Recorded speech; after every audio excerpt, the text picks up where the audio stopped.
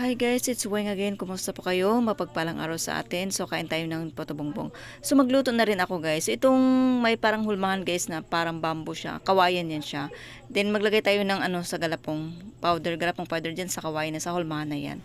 Pagkatapos, yan, iluto natin. Pasingawan natin guys. Pag sumingaw na yan o umusok na, luto na yan guys. So, ito pong steamer na ito ay may tubig dyan sa loob. At kumulo po siya, no?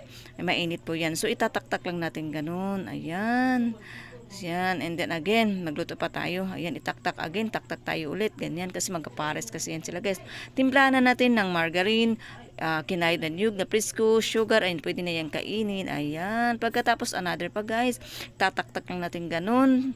Ayan, pagkatapos timplahan natin ng margarine. Depende din sa inyo kung anong gusto niyo pang timpla, kasi ito matabang. Maglagay tayo ng kinaid na niyog at maglagay tayo ng condensed milk at pwede din siyang lagyan ng cheese. Ayan, tikman na natin, kain na tayo. Salamat sa panonood. Bye!